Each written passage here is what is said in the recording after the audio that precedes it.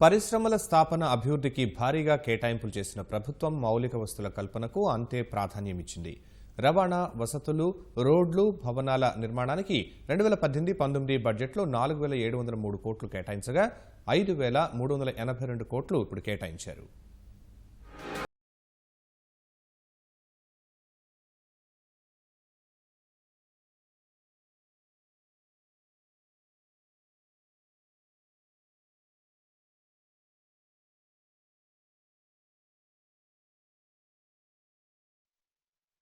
రాష్ట్రంలో 25,000 కిలోమీటర్ల అంతర్గత రహదారులను ప్రభుత్వం పూర్తి చేసిందని బడ్జెట్ ప్రసంగంలో ఆర్థిక మంత్రి యనమల వెల్లడించారు. మరో 8,000 కిలోమీటర్ల రోడ్లను కూడా చేపట్టినట్లు చెప్పారు. Amaravati, Anantapuram greenfield expressway కింద చేసిన లెక్కలను యనమల వివరించారు.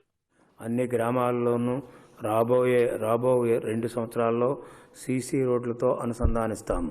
2,666 నివాస ప్రాంతాలకు 2,599 కోట్ల రూపాయలతో బీటీ రోడ్లు ఏర్పరిచాము. మిగిలిన 10,755 నివాస ప్రాంతాలను 2020 నాటికి పూర్తి చేస్తాం.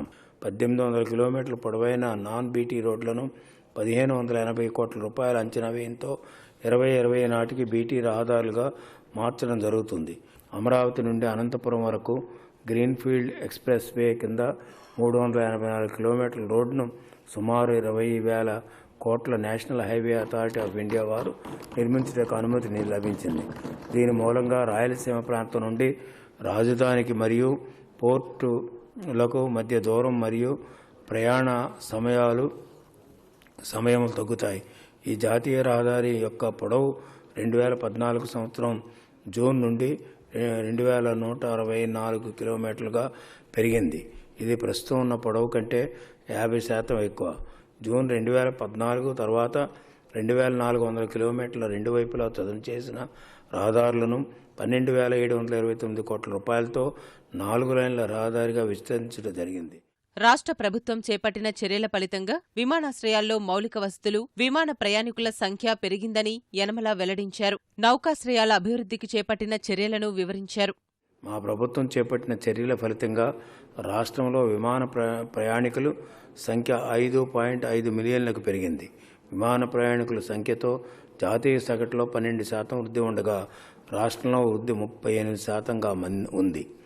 మా ప్రభుత్వం విమాన ఇంధనంపై పన్నును 16% నుండి 1%కు తగ్గించింది. అంతేకాక ప్రస్తుత ఉన్న విమానాశ్రయాలను విస్తరించడమే కాక భోగాపురం, ఓర్వకల్లు, దగదర్తి వంటి నూతన విమానాశ్రయాల ఏర్పాటుతో పాటు కుప్పం వద్ద పియర్ స్టెడ్ను నిర్మించడానికి ప్రభుత్వం చర్యలు చేపట్టింది. మరియు రాష్ట్రంలో నూతనంగా భావనపాడు మరియు కాకినాడ సెస్ పోర్టులను పీపీపీ పద్ధతిలో అభివృద్ధి చేయడం జరుగుతుంది.